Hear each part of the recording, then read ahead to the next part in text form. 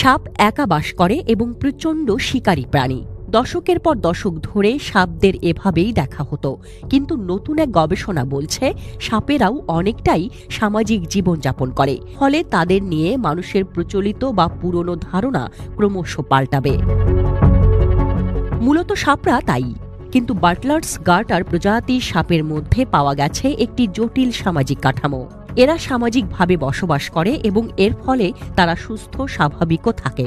2023 সালের নভেম্বর মাসে behavioural ecology নামে জার্নালে প্রকাশিত একটি গবেষণাধর্মী নিবন্ধে এই সব তথ্য উল্লেখ আছে।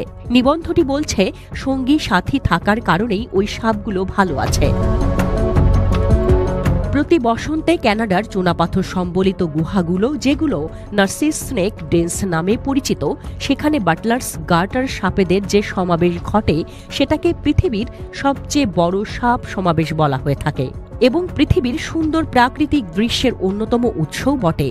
সংখ্যার হিসাব করলে ৭৫,০০০ থেকে ১.৫ লাখ পর্যন্ত সাপ সেখানে কুণ্ডলি পাকায়, কিলবিল করে, একটার সাথে আরেকটা লেপ্টে থাকে। উদ্দেশ্য একটাই, প্রজনন। এমনিতে সারা বছর পড়েই থাকে নার্সিসের গুহাগুলো, কিন্তু বসন্তে বাটলার্স গার্টার সাপের মহাবিচরণ ক্ষেত্রে পরিণত হয়।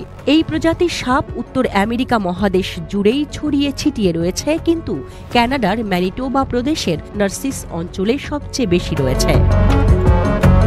মজার বিষয় হচ্ছে, প্রজননের সময় একটি নারী সাপের জন্য ১০০টি পুরুষ সাপ প্রতিযোগিতা করে। প্রজননের আগ দিয়ে নারী সাপগুলোর মুখ থেকে নিঃসৃত রাসায়নিক পদার্থ পুরুষ সাপগুলোকে উত্তেজিত করে। এরপর পুরুষ সাপগুলো নারী সাপগুলোর দিকে ছুটে যায়। অবশ্য বাটলার্স গার্টার সাপের প্রজনন পদ্ধতির এই তথ্য নতুন নয়।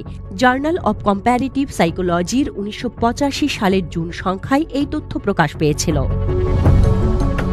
এই নির্দিষ্ট প্রজাতির সাপদের প্রজনন সমাবেশও হুমকির মুখে পড়েছিল। প্রাণবৈচিত্র্য সংরক্ষকদের তৎপরতায় তা কমানো গেছে।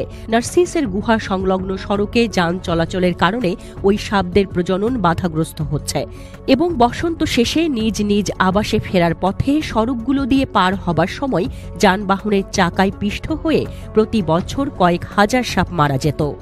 একটা জরিপে দেখা গেছে ৯০ দশকে প্রায় ৩০,০০০ বাটলার্স গার্টার সাপ এভাবেই মারা যায়। পরবর্তীতে নার্সিসের ওই সড়কের নিচ দিয়ে সুড়ঙ্গ নির্মাণ করা হয়, যেন সাপগুলো সেটার ভেতর দিয়ে পার হতে পারে। এরপরেও মারা যাচ্ছে, সেগুলো কিন্তু কমেছে।